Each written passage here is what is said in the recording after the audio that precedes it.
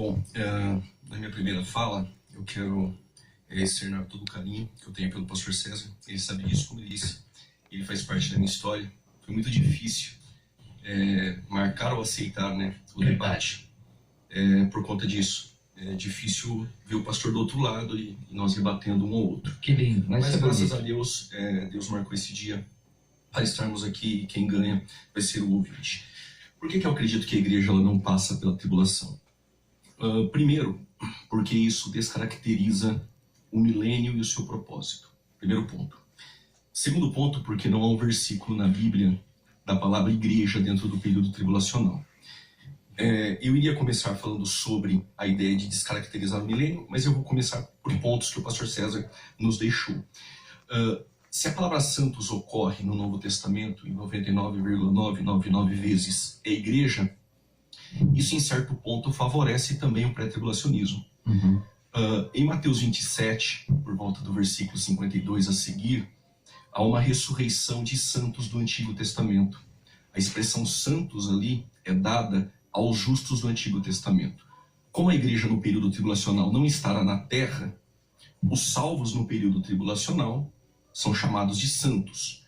Agora, pensando que os santos é a igreja dentro da visão pós-tribulacionista, nós temos um texto muito importante que é em Apocalipse, capítulo de número 17, versículo de número 14.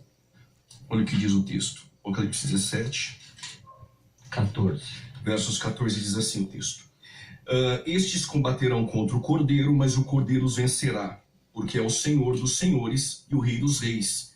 Vencerão os que estão com ele, chamados eleitos e fiéis. Em algumas traduções, santos. Então observe que esses santos são aqueles que estão com ele. Onde Jesus está? No céu. Esses santos estão com Jesus.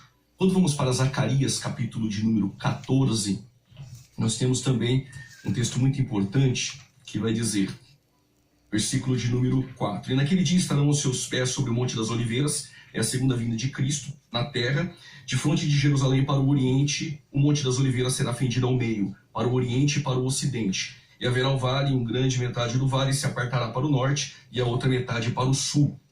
E fugireis pelo vale aos seus montes, pois o vale dos montes chegará a Zel. Então fugireis assim, como fugisse diante do terremoto nos dias de Uzias, rei de Judá. Então virá o Senhor meu Deus e todos os santos com ele.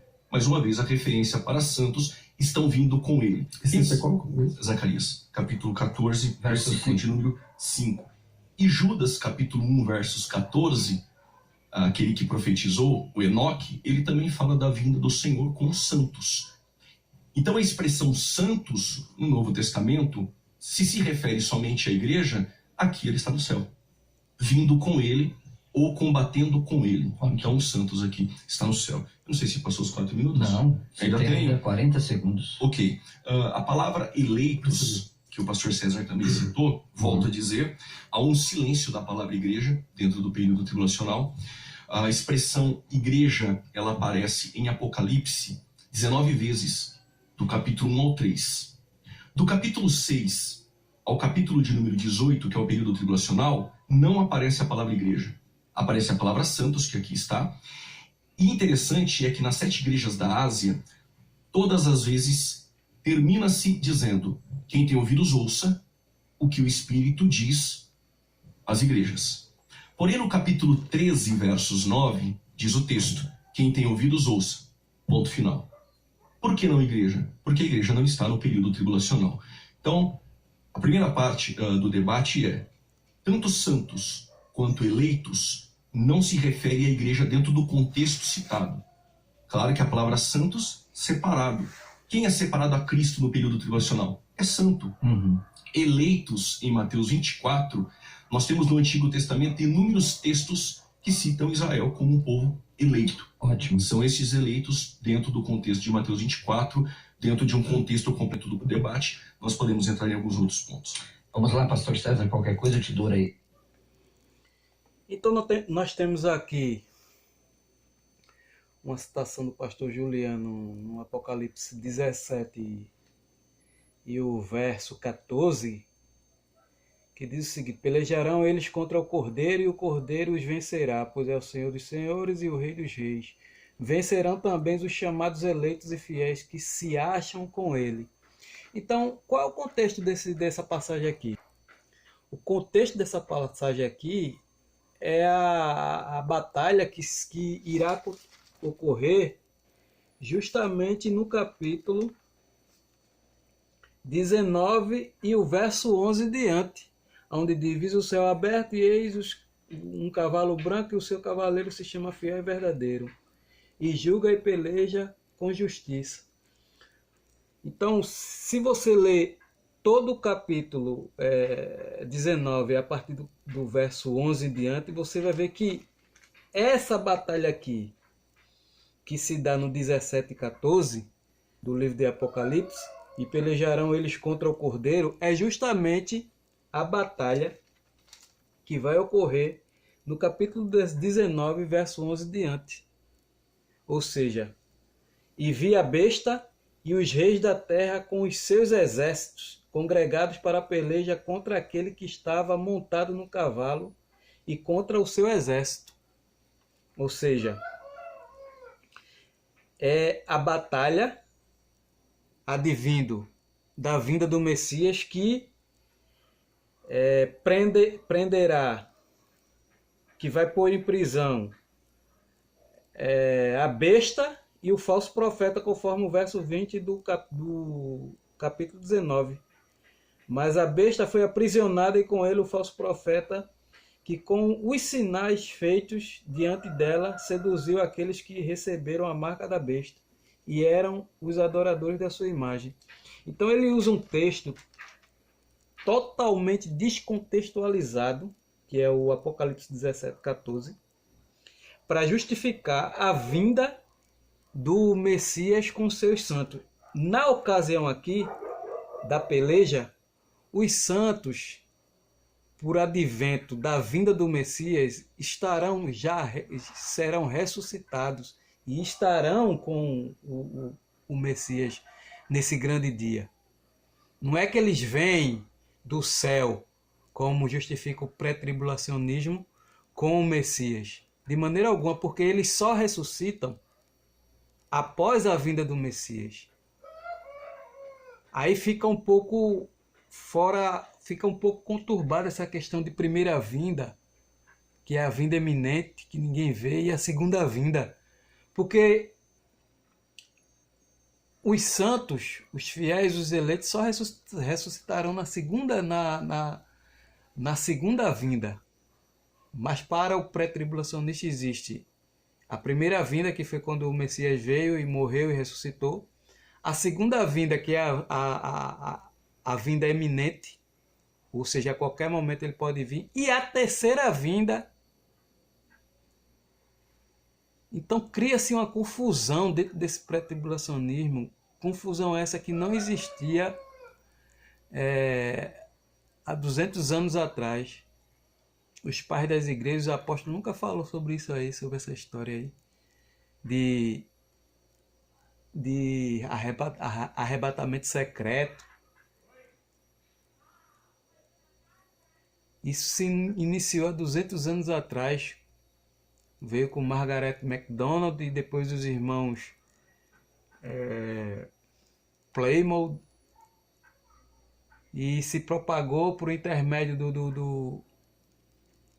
da Bíblia Scofield e por aí e diante. Quem conhece a história sabe. Então ele usa um texto totalmente descontextualizado, que é o Apocalipse 17, porque nessa peleja aqui, os fiéis já estarão ressuscitados com o Messias. Não é que eles vêm com o Messias, eles vão ser ressuscitados, e com a vitória do Messias, quando ele derrota o exército e aprisiona a besta e o falso profeta, de acordo com o Apocalipse 19, 20, os que ressuscitaram, os que conseguiram vencer a besta, também serão vencedores juntamente com o Messias. Essa é a grande verdade. Os santos que vêm com o Messias, conforme Mateus 25 e o verso 31, conforme o livro de Mateus, o próprio Messias explica aqui quem são esses santos.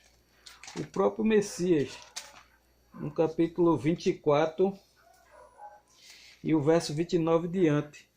Logo em seguida a tribulação daqueles dias, o sol escurecerá, a lua não dará a sua claridade, as estrelas cairão do firmamento e os poderes dos céus serão abalados. Então aparecerá no céu o sinal do Filho do Homem.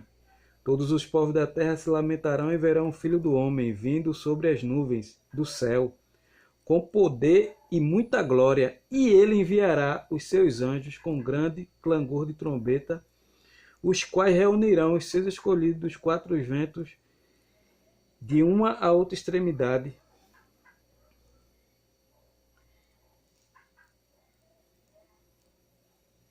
Então, são os anjos. Existe também outra passagem aqui que fala que a vinda dele é com os anjos.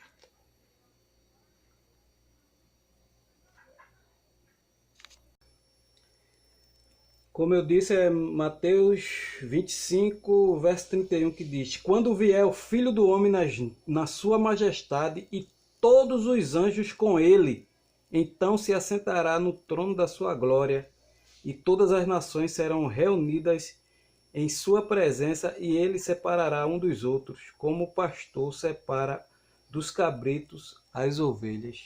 Ou seja, quando vier o Filho do Homem na sua majestade e todos os anjos com ele. Aqui na nota de estudo de Genebra, o verso 31, na palavra anjo tem um 3, que na concordância aqui diz, que é no NU, TR e R e M, acrescenta santos, ou seja, os santos a qual o pastor Juliano se refere são justamente os anjos, conforme está escrito aqui no capítulo 25 de Mateus e o verso 31. Não são a igreja, e sim os anjos que estão vindo com o Messias por consequência da sua vinda, aonde os mortos, os santos, ressuscitarão, os que irão fazer parte da primeira ressurreição, ressuscitarão e estarão com o Messias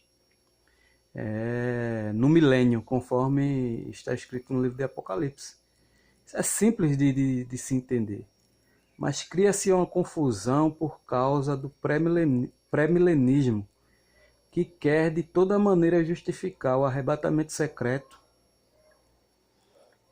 onde não tem base alguma nas escrituras sobre o mesmo. O que existe são textos mal interpretados. Canal Evidências Escriturais. Examinai tudo e retei o que é bom.